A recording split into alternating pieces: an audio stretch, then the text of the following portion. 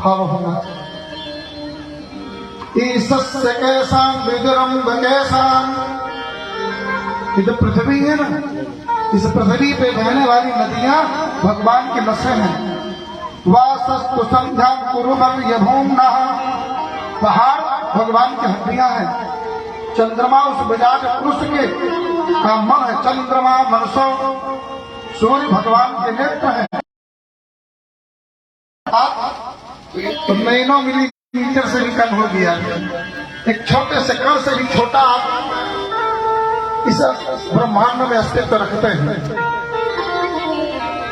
उस कण को परमाणु में बदलने की कला ही भक्ति है। भागवत श्रवण करें, भगवान की भक्ति करें, वो अणु परमाणु में बदल जाएगा। बस अंत में सुखदेव बाबा कहते हैं कि सब का त्याग करके, मन को शांत करके भगवान श्री कृष्ण के मन चरणों में लगा दें और बस प्रार्थना करें कि जीवन है तेरे हवाले मुरलिया वाले, जीवन है तेरे हवाले मुरलिया वाले, जीवन है तेरे हवाले मुरलिया वाले, तेरे हवाले मुरलिया वाले, माँ के मुरलिया वाले हो मुरलिया वाले, माँ के मुरलिया वाले हो मुरलिया वाले, माँ के मुरलिया वाले हो मुरलिया वाले, माँ के मुरलिया वाले हो मुरलिया वाले, जीवन है तेरे हवाले मुरलिया वाले, जीवन है तेरे हवाले मुरलिया वाले हो।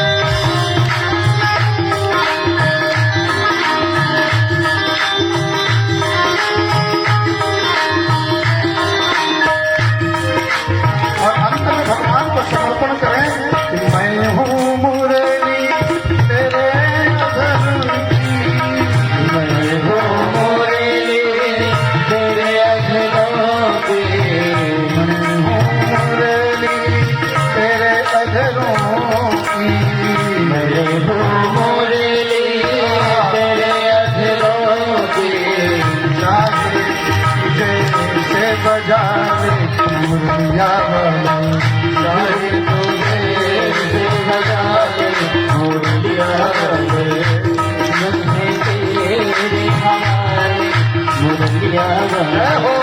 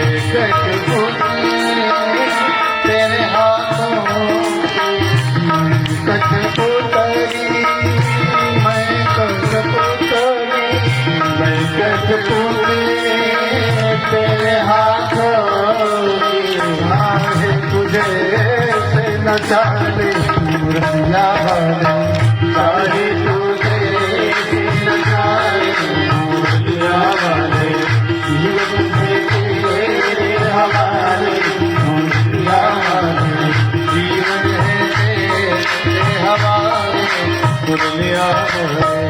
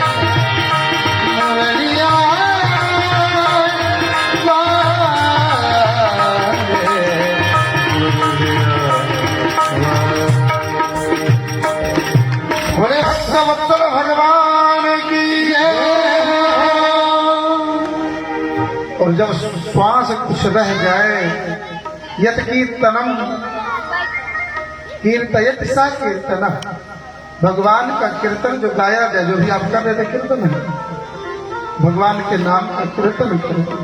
यत स्मरणम, हर क्षण भगवान को याद करें।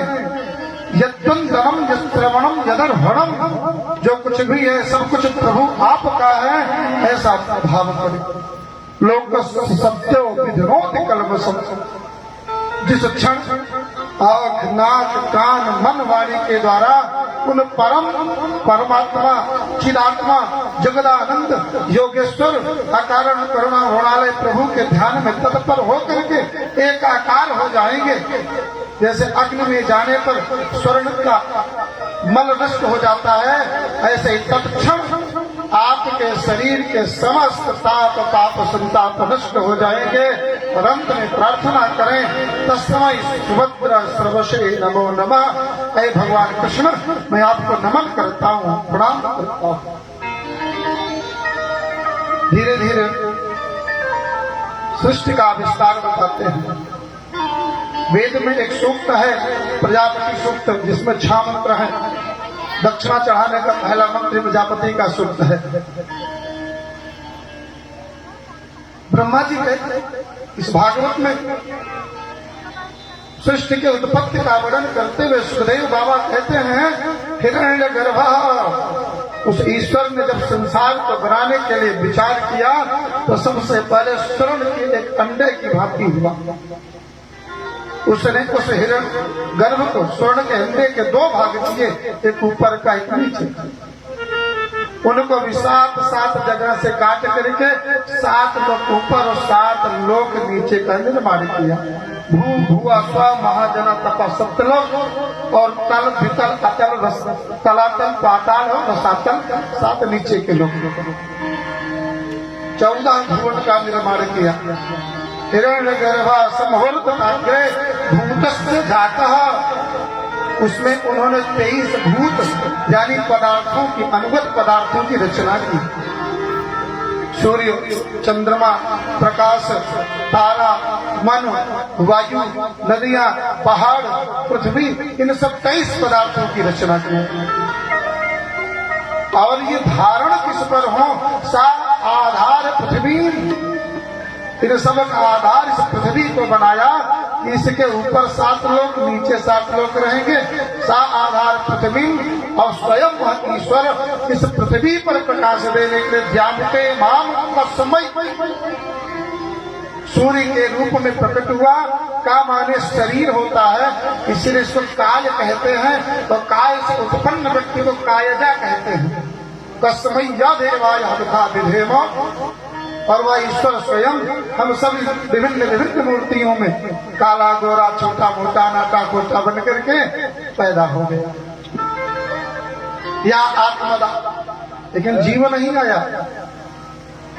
ब्रह्मा जी ने जब बनाया तो जीव नहीं आया, तो प्रभु ने या आत्मदा बलदा यस्य विश्वम उपासते प्रश्रम यस्य देवा यस्य छाया मृत्यु यस्य कस्मै देवाय हविषा विधेम, स्वयं आत्मा के रूप में हर शरीर में जाकर के निर्माण बैठ गए। इस शरीर में चेतनता है। ब्रह्मा जी ने सबसे पहले 4 लोगों की रचना की। तम यानी अंधकार को रचा, मोह को रचा यानी अस्मिता को, महामोह यानी राग को, और चौथा आंधतांध यानी अभिनिवेश को रचा। लेकिन इन 4 के द्वारा जो संसार की वृद्धि नहीं हुई, तो ब्रह्मा जी महाराज ने 4 मानस पत्रों की रचना की।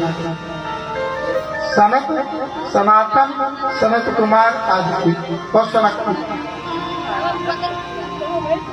माइक वहीं पहुंचा दे क्या पीछे भैया?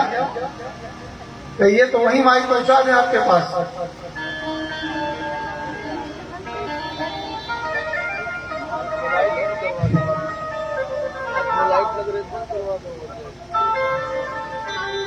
लाइट बंद करवा दीजिए, वो आंख में लग रही है। लाइट बंद कर दीजिए।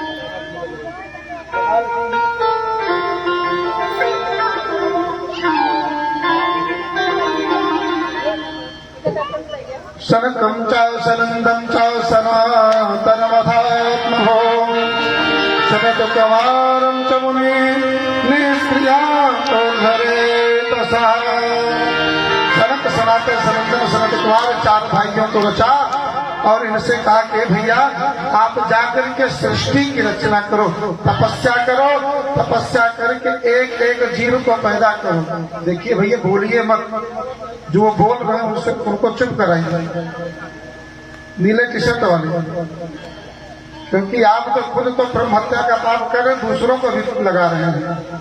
समझ लीजिए, कथा में जब विवाद करता है, बोलता है, भंग करता है, तो कथा सुनत जे कर ही विवादा ते नर सर्प हो ही नर मादा।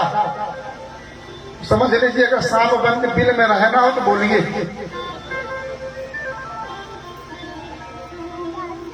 ये समझ लीजिए, अंतिम में जो बैठा हुआ व्यक्ति है ना, वो भी क्या बोल रहा है, वो मुझे यहाँ डिस्टर्ब करेगा।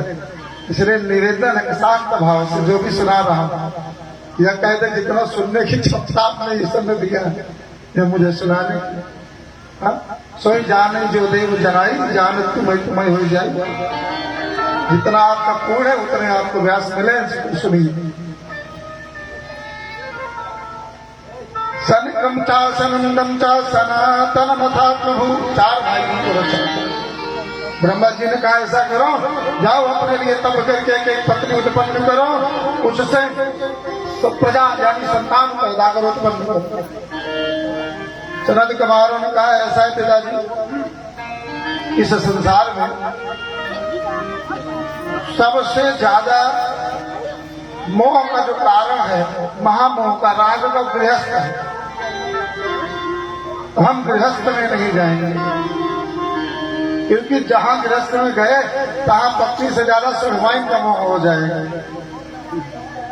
इसलिए हम नहीं जाएंगे।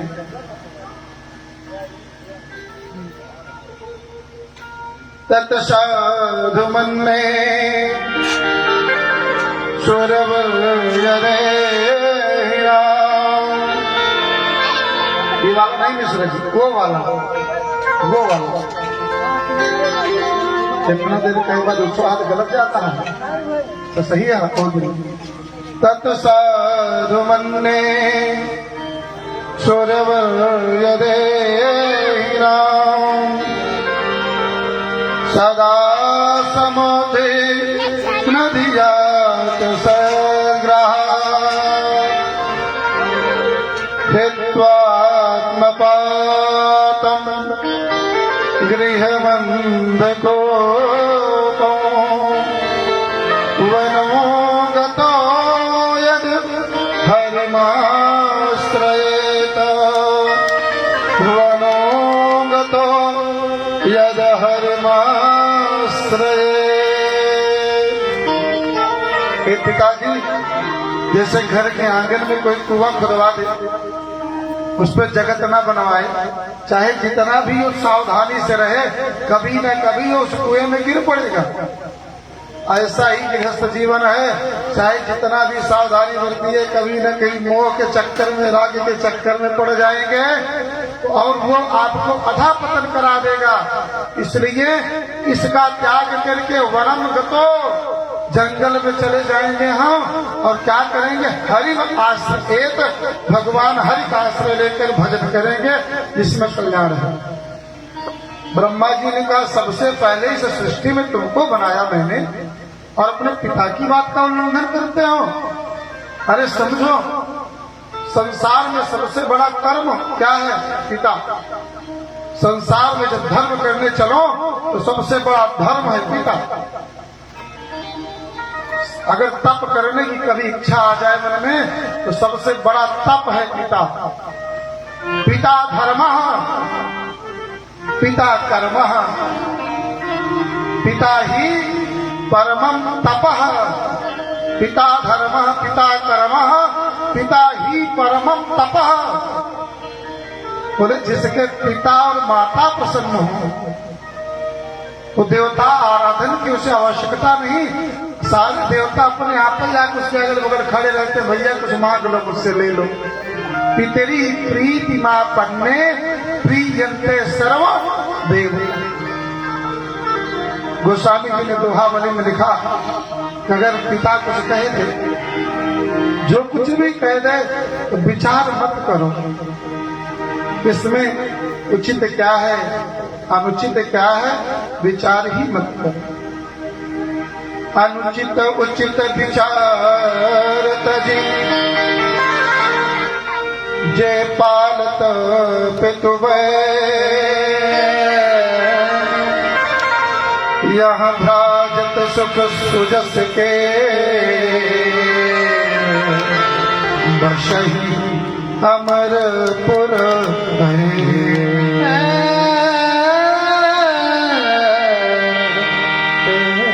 सनत कुमारों ने कहा चाहे जो भी हो जाए, धर्म कहता है कि गृहस्थ में मत जाओ, मुंह से दूर रहो। श्राप दे दिया ब्रह्मा जी ने, 5 वर्ष के रहोगे कभी शरीर बड़ी नहीं होगी।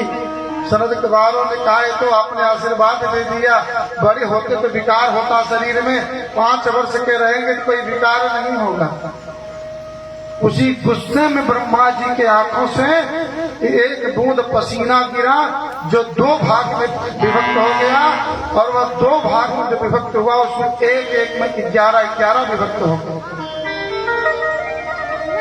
11 पुरुष और 11 स्त्रियां उसमें से उत्पन्न हुई।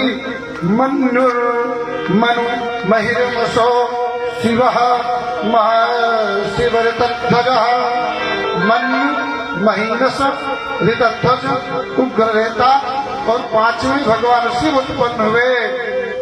भव काल देव व्रत धृत व्रत और वामदेव नाम के 11 रुद्र, धृति विद्या क्षमा दया इला अंबिका इरावती सुधा अंबिका, ये 11 रुद्राणियां उत्पन्न हुई भगवान ब्रह्मा जी के पसीने से। ब्रह्मा जी ने कहा जाकर के सृष्टि रचो। अब सृष्टि रचने जब गए तो रुद्रों ने, रुद्र नाम क्यों पड़ा, सावई रोद देवा नाम, ये पैदा होने के बाद जोर जोर से रोने लगे, इसलिए इनका नाम रुद्र हुआ।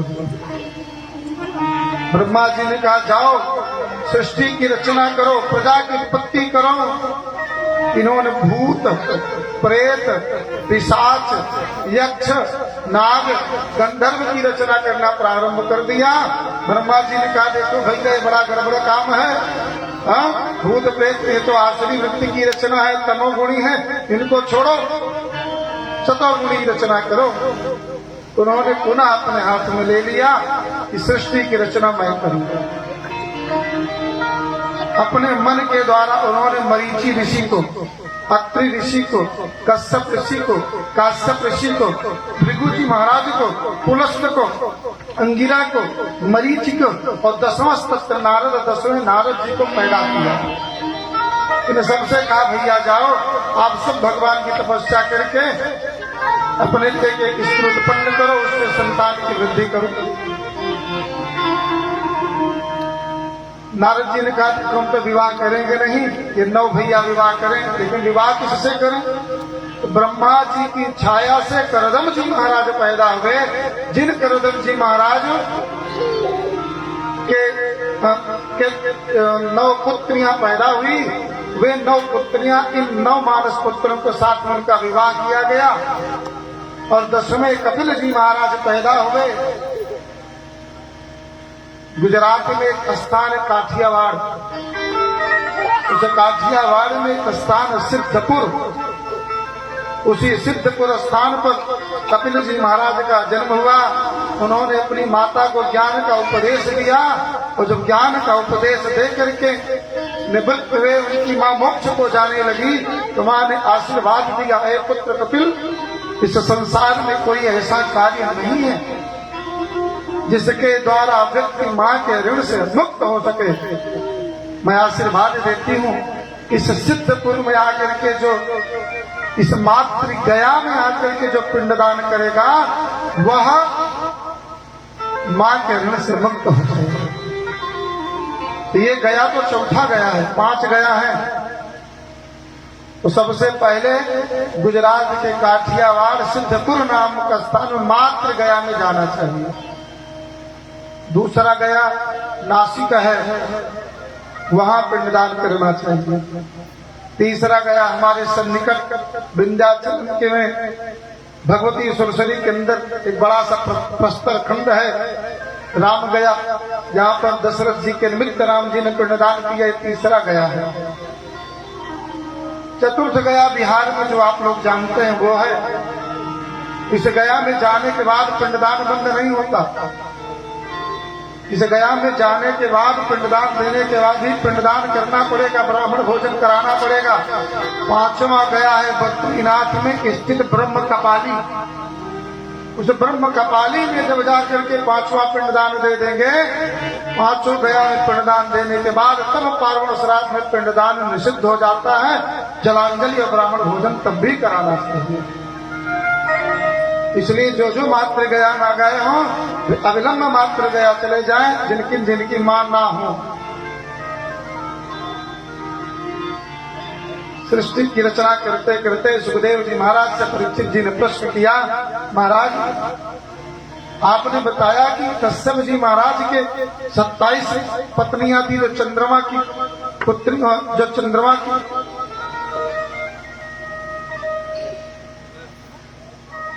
दक्ष जी महाराज के 60 पुत्रियां, इसमें से 27 विवाह चंद्रमा के साथ किया। 13 पुत्रियों का विवाह उन्होंने कश्यप ऋषि के साथ किया। उन कश्यप ऋषि की संतान के बारे में आप बताया, इंद्र भी हैं, कश्यप भी हैं, हिरण्याक्ष भी हैं, भगवान वामन भी हैं। एक ही पिता की संतान अलग अलग चित्त और गुण वाली कैसे हो गई, इसके बारे में मुझको बताएं। सुखदेव बाबा कहते हैं, अदिति महारानी के पुत्र वे इंद्रदेव देवताओं के राजा बन गए। जो दिति हैं, इनके मन में सौची आगाह बना रहा कि मेरे तो कोई पुत्र ही नहीं है, अब मेरी पुत्र दो, मुझे पुत्र दो, मुझे पुत्र चाहिए। तब कश्यप जी महाराज हवन कर रहे थे।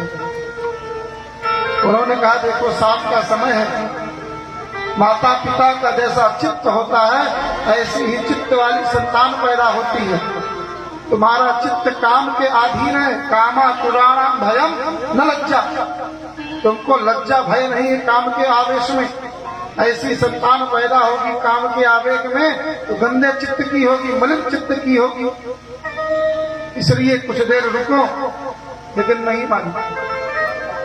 समझाते हैं कि पत्नी ये कैसी साथ देने वाली है जिसके साथ धर्म, अर्थ और काम तीनों को साथ प्राप्त किए जाते हैं। बिना पत्नी के धर्म, अर्थ, काम को साथ प्राप्त नहीं होता। तो तुम्हारे मन की इच्छा पूर्ण करूंगा सुसमय आने, लेकिन नहीं मानती। दिति महारानी कहती हैं, जिस प्रकार से हाथी केले के बाग में जाकर केले के पेड़ को रौंद देता है, ऐसे ही कामदेव ने मुझको रौंद दिया है। काम के बाग से मैं वृद्ध हो चुकी हूँ। एषमां तत्कृते विद्वत् कामयात सरासनं दुनोत दीनां विक्रम्य रम्भाम् इव मतंगजः। दैव की इच्छा समझ करके कश्यप जी महाराज ने पत्नी के काम वासना को शांत किया। जब काम का वेग कम हुआ, बुद्धि शुद्ध हुई, तो उन्होंने कहा इससे कैसी संतान पैदा हो। कश्यप जी ने कहा इससे राक्षस पैदा होंगे। कौन पैदा होंगे? राक्षस पैदा होंगे। सामान्य नियम समझें, अगर आलू खेत लगाते हैं तो पहले खेत को जोतते 2-3 महीने की फसल है। जिस संतान पर हमारा वंश टिका है उस संतान को ऐसे एक्सीडेंटल पैदा होने देंगे, फिर राक्षस ही पैदा होंगे ना।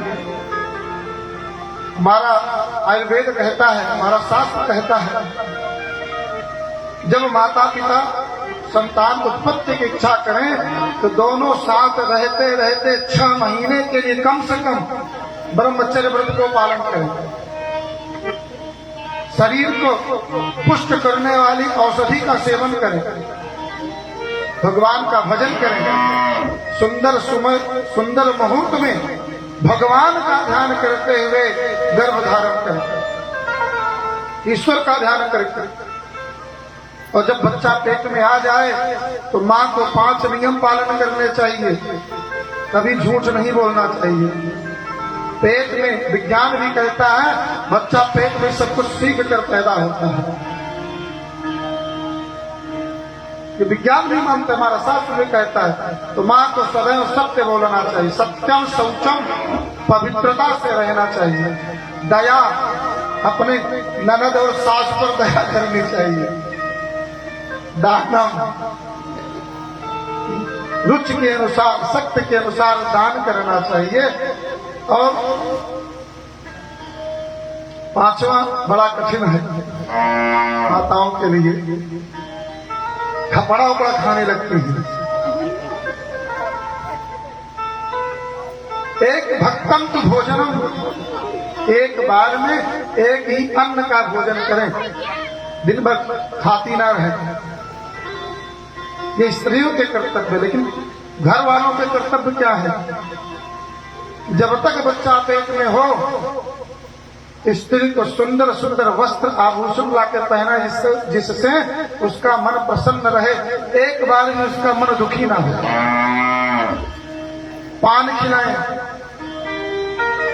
लेकिन वो चांदनी जर्दा नहीं, जब औषधि केसर है, मुलेठी है, सतावर है, अश्वगंधा है, ये जो औषधि तत्वों को पान में डाल करके खिलाएं,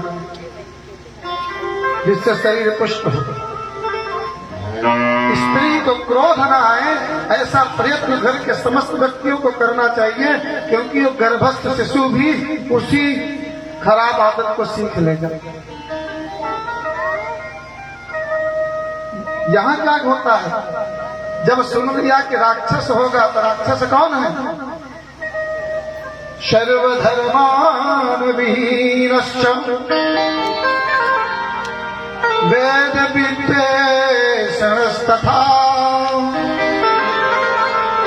गुरु मातृ पितृदेव घाती राक्षसा परिकीर्तिता, जो सारे धर्म से विहीन हो। धर्म क्या है? सदाचार, सत्यनिष्ठा, शिष्टाचार, ये धर्म है। जो धर्म को ना माने, वेद विद्वेषण तथा जो वेद की निंदा करें, गुरु मातृ पितृ द्वेषघाती, जो माता पिता और अपने गुरु से द्वेष करे, बोले वही राक्षस है। सींग नहीं होती राक्षसों के, बस गुण में परिवर्तन हो जाता है। बाबा गोस्वामी के ने लिखा कि मान ही मातो पिता नहीं देवा, मान ही मातो पिता नहीं देवा, साधुन संग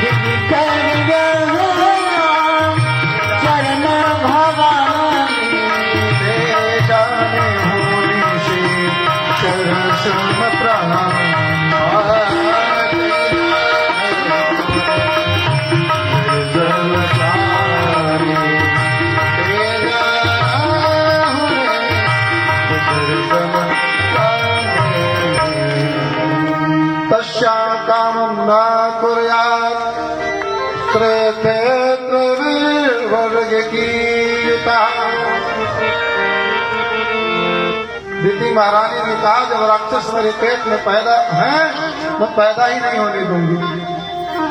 100 वर्षों तक वे पेट में रहे, अंदर ही माँ के पेट में 100 वर्ष तक रह गए। इतने तपस्वी हैं दोनों, उनके तप के प्रभाव से सूर्य का प्रभाव क्षीण होने लगा, चंद्रमा की शीतलता मलिन होने लगी। सारे देवता ब्रह्मा जी के पास गए कि ब्रह्मा जी अपनी बहू को बोलिए कि बच्चों को पेट से निकाल दे। परीक्षित जी ने कहा कौन है ये बच्चे जो पेट में रह करके सूर्य के प्रकाश को मलिन कर दे रहे, कौन है?